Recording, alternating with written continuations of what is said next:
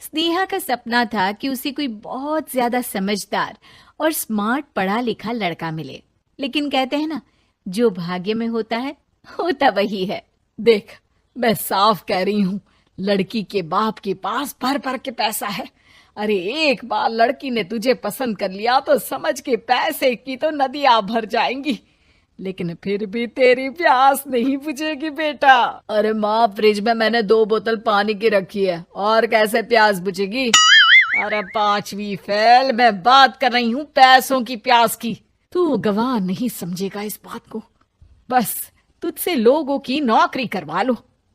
वो क्या है ना आशीष की माँ, वो सीधा है, और जिसे तू लोगों की नौकरी बोल रही है ना, वो आशीष का प्यार है अपने लोगों के लिए, जिनसे वो प्यार करता है या जिनसे जुड़ा हुआ है वो। अरे जमाना नहीं रहा वो। अरे आज की डेट में तो ना बेटा माँ का है, ना ही पति पत्नी का। कैसी बात कर रही है माँ?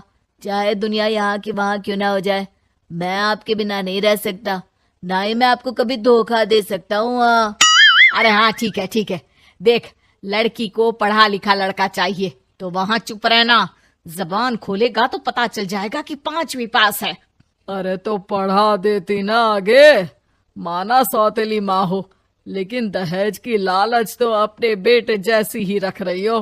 पापा ऐसा मत बोलिए ना माँ को, वो मेरी माँ है, मैं उनसे बहुत प्यार करता हूँ। अच्छा अच्छा बेटा, कुछ नहीं कहता, बस तैयार हो जा, चलते हैं और देखते हैं कि कौन है लड़की और क्या चाहती है। सभी मिलकर लड़की देखने जाते हैं, जहाँ स्नेहा आशीष को देखकर ही इम्प्रेस हो जाती है। वाह, कितना हैंडसम है, काश इससे मेरी शादी हो जाती, लेकिन पता नहीं कितना पढ़ा लिखा है। स्नेहा, लड़का बहुत अच्छा है, बेचारी की माँ दूसरी है, लेकिन देख रही है ना, हीरा भी इतना चमकीला नहीं होगा जितना कि ये। स्नेहा को समझ नहीं आता कि वो क्या करे। वो आशीष से मिलती है, उसकी सादगी, उसकी बातें उसे भा जाती है। मैंने नहीं सोचा था कि इतना पढ़ा लिखा लड़का मुझे मिलेगा। मैं शादी करने के लिए तैयार हूँ। और फिर स्नेहा और आशीष की शादी हो जाती है। शादी के बाद सासू माँ कहती है, अरे बेटा, वो तेरे जेवर मुझे दे दे, मैं संभाल कर रख दूंगी। स्नेहा, जो कि खुद भी एक समझदार लड़की थी, नहीं नहीं, मैं अपने जेवर नहीं दूंगी, उसके लिए तो मैंने पहले ही लॉकर खुलवा लिया था माँ जी। ये मेरी कुछ आर्टिफिशियल ज्वेलरी है, इसे रख लीजिए। वैसे मेरी अलमारी में जगह नहीं है ना। सास बेचारी नई नई बहू से क्या उलझती। सुनिए जी, मैंने आपके लिए खाना और नाश्ता बना दिया है। ऑफिस कब जाना है? कौन से ऑफिस में? मैं तो घर का सारा काम करता हूँ। हाँ, क्या बात कर रहे हैं? इतना पढ़ लिख कर आप घर का काम क्यों करते हैं? कितना पढ़ लिख कर? मैंने तो सिर्फ 5वीं तक पढ़ाई की है। तभी वहाँ सास आ जाती है। अरे 5वीं तक भी पढ़ लिया तो समझो मेरी कृपा से, वरना तो जो इसके लक्षण थे ना, क्या बताना। अच्छा आशीष, जरा बाहर जा और भाग कर टूथपेस्ट लेकर आ। सुबह से मंजन नहीं किया। और हाँ, फिर जाकर दुकान की सफाई कर देना। तेरा छोटा भाई दुकान पर जाने को तैयार हो रहा है। स्नेहा ये सब सुनकर हैरान रह जाती है। वो सोचती है कि आखिर उससे क्या गलती हो गई जो उसके साथ ऐसा हुआ। आशीष स्नेहा के पास जाता है। सुनो, तुमको तो मैंने पहली मुलाकात में ही बताया था कि। स्नेहा आशीष की बात ही नहीं सुनना चाहती है। वो जोर से चिल्लाती है, चुप रहो बिल्कुल, गंवार कहीं के।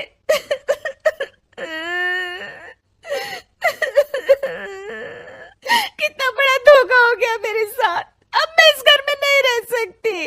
प्लीज ऐसी बात मत करो, मेरी पत्नी हो तुम, जैसे बोलोगी मैं वैसा करूंगा। मैं कोशिश करूंगा बाहर जाकर कोई काम ढूंढ लूं, पर प्लीज मत जाओ। चुप रहो गंवार कहीं के, मैं तुम्हारे जैसी की बीवी हो ही नहीं सकती।